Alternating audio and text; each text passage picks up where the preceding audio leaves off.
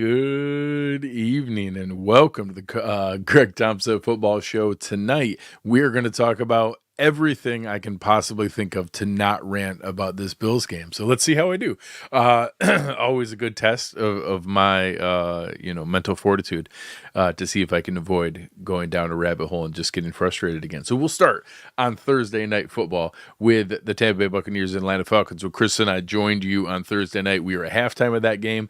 Ended up being a pretty fun second half. They went all the way to overtime. Falcons won in a walk-off touchdown to Kadero Hodge, which was, an interesting way to go out, but fun back and forth. These two teams are going to be, in it to the very end, and it's going to be a good way to be able to keep track of what's going on. We got to wake up early this morning and watch Aaron Rodgers embarrass himself, a way that I thoroughly enjoy starting most days. The Minnesota Vikings beat the New York Jets 23-17. They were up 17-0 and did let the Jets come back into this game a little bit, make it at least interesting. Aaron Rodgers completely peppered Garrett Wilson. I think I saw his 22 targets in this game, I believe was the official number. Yeah, 22 targets, which is just crazy. I believe I saw it was one of the 6 highest totals in NFL history. So just a fun game to be able to watch back and forth, and it was just the right amount of letting Jets fans get a glimmer of hope to think they were getting back in it, and then to still dash their hopes a second time, which is just a nice additional added bonus. So the Vikings ridiculously go to 5-0, just lighting our second round pick trade value on fire. But getting the Jets loss here, I'll allow it. We're gonna enjoy that and be able to see them drop to 2-3, looking rough. Couple dinged up injuries as they come into our Monday Night Football matchup next week. Make sure you watch. Aaron and I are going to have Connor Rogers on to break that down on Wednesday night. In a game that was going on while the Bills game were going on, I had it on the other TV as we were watching here. The Bengals messed up multiple 10-point leads. They, were up at one point 24-14 in the third quarter. They then went back up 31-21 in the fourth quarter, 2 different 10-point leads. Let the Ravens come back into this game. The Ravens get it back. A third one, 38-28, 3 different 10-point leads in this game. Let the Ravens come back, and, obviously this one would have been nice to be able to give the Ravens another loss. We're now tied with them, both at 3-2. They're going to have the tiebreaker over us. The Bengals at 1-4, digging a pretty rough hole, especially when 3 of those are already on the road. So having 3 home losses and being 1-4 when out of those remaining 12 games, you're gonna have to go on the road one more to be able to get that back. The Bengals digging a hole they may not be able to get out of now. But the Ravens, getting right, winning a tough division game, coming back from a 10-point lead after something they had blown early on, get themselves back into a good position. The Jacksonville Jaguars now get a win. Every NFL team now has a W on the season. There are no winless teams in the NFL, but they tried their darndest to let the Indianapolis Colts back into this game. Joe Flacco just slinging it around 33 of 44 for 359 yards and 3 touchdowns, 2 long bombs to Alec Pierce. The Jags at one point were up 20-10. We're out there pretty good. The Colts came all the way back to be able to tie it 34-34, and then the Jags did put together a nice, legit game-winning drive to be able to kick a game-winning field goal at the end of this to get their first win. Brian Thomas Jr. looks fantastic. Tank Bigsby has just run away with this backfield, and now looking like the primary back in Jacksonville. Pretty impressive to have him take that. And as I mentioned, Brian Thomas Jr., I think he hit the highest miles per hour that Next Gen Stats has measured this season. He hit 21.4 miles per hour, the highest that any ball carrier has hit on the season.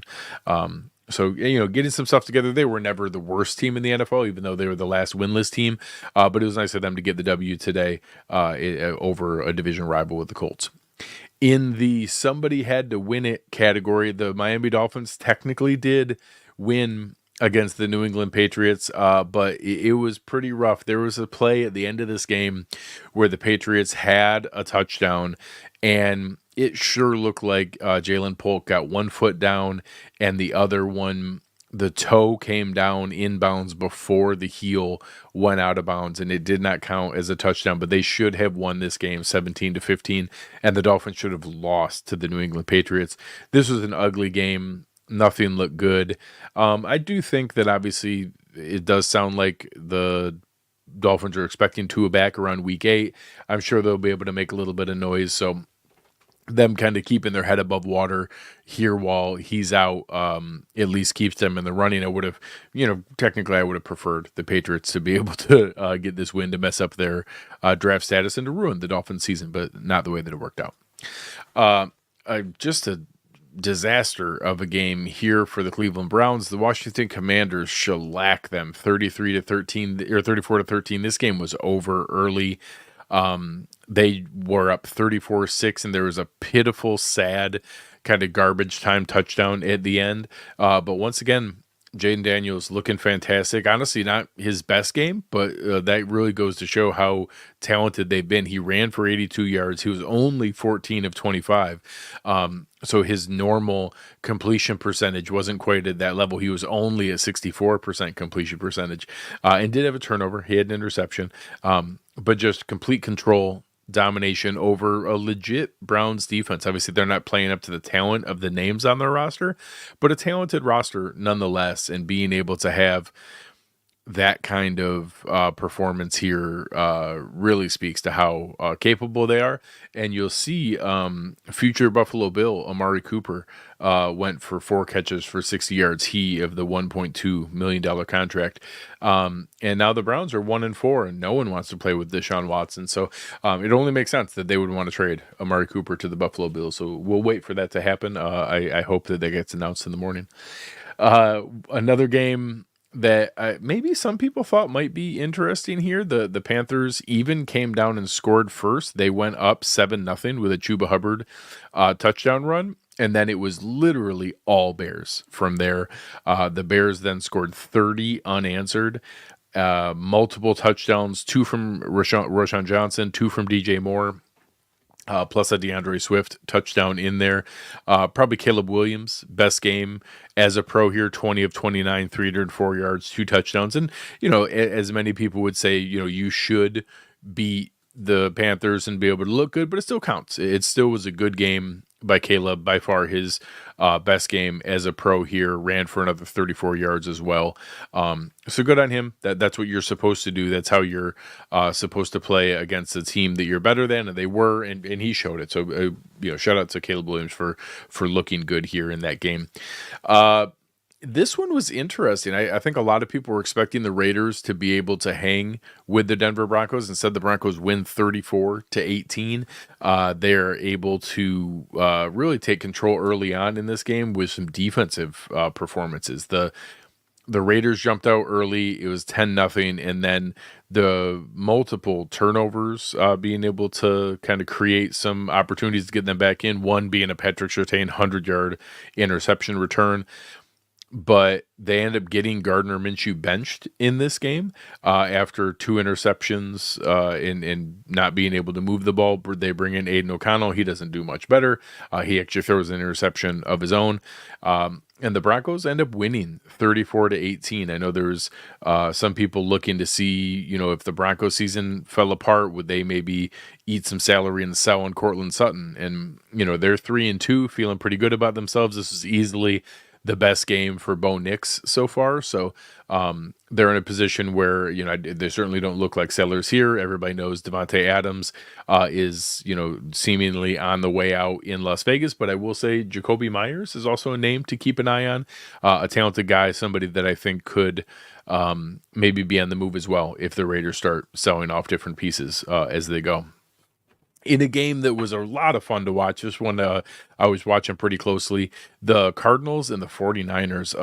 The Cardinals, opened up a 50-yard run from Kyler Murray, and but the Niners obviously clawing back, real talented team, being able to get fully back in this game.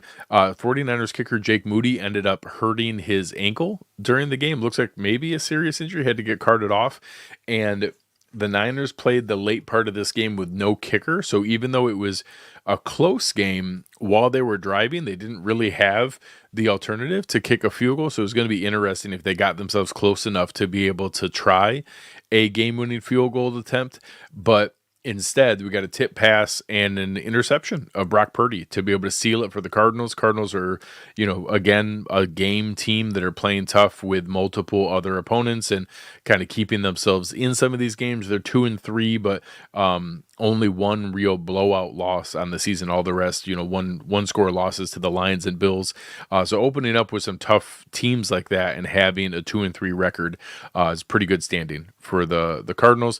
The Niners fall to 2-3 and actually had some guys back reasonably healthy this week, so not a great look by the 49ers to not be able to close this one out. Just an awful lot of things not going well for them on this season.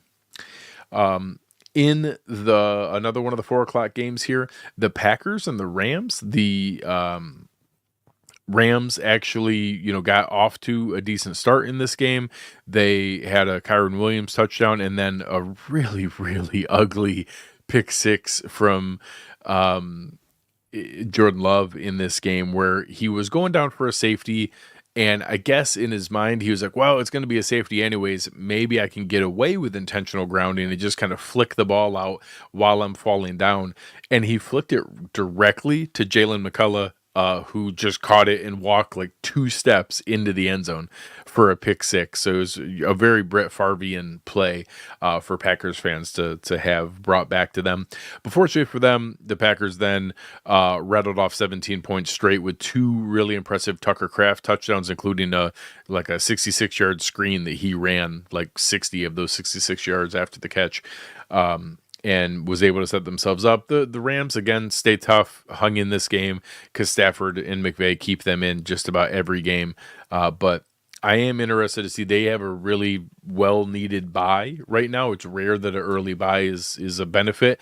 They need that bye, but getting some of the offensive linemen back, it's been reported the Cooper Kupp's coming back. I think the Rams are a sneaky team sitting at 1-4 that could still be heard from down the stretch here. Could be interesting to go where the Packers are now 3-2, and that tough NFC North, you got 5-0, 3-1, 3-2, 3-2. So we'll see where that one goes when Detroit comes back from bye in their game. Maybe the biggest surprise of the day, probably the biggest upset of the day, the New York Giants beating the Seattle Seahawks. This was kind of the easy gimme game for anybody who was somehow still alive in their elimination pool or survivor pools. And of course, it lost again. Seattle was home. A lot of people thought they were the easy, fantasy streaming play against this Giants defense. And then it looked brilliant because right off the bat, although the Giants did drive down for a touchdown drive, they fumbled going into the end zone. Rayshon Jenkins picked it up, took it back 100 yards for a touchdown. But as you can see, right back to back, they come back in with scoring drives. The Giants offense was working and moving, and Daniel Jones ended up looking pretty good, 23 of 34 for 257 and 2 touchdowns. This Giants, Tyrone Tracy looked legit in the backfield, 18 carries for 129 yards. This was a team that weirdly played really well against a Seattle team that looked like they were going to pull it out at the end. Geno Smith had a really nice run, set up what was going to be a game-tying field goal, maybe to go into overtime, and then the Giants blocked the field goal and took it back for a touchdown to seal the win. So a really, really interesting game. As we wrap up here tonight, the Steelers and Cowboys are playing on Sunday Night Football. We are at halftime. That game is currently, 6-3, not a terribly impressive game so far. Pretty rough for both offenses. The Cowboys, because they keep turning the ball over after driving down, and the Steelers just can't get any sustained drives going. So it'll be interesting to see the second half of this. And then on Monday night, you have the the game that Chris and I talked about Thursday, Saints at the Chiefs, going to be an interesting one to watch. I think there's still a lot to be able to be sorted out here. Going to be tough for New Orleans to hang with Kansas City, but I think they have a shot. But as we go through, I know, obviously it was really ugly with the Bills losing today, but it's important to remember they still have a full lead in the division, all of their destiny in their hands. And the good fortune is their next 5 games are going to be Jets, Titans, Seahawks, Dolphins, Colts. Those are very, winnable, manageable games. So hopefully they're able to get that figured out here. But appreciate you guys checking this out. On behalf of fantastic producer Chris Kepner, Chris Seth, and I, this is Greg Tompsett. You've been watching the Greg Tompsett Football Show, and we are out.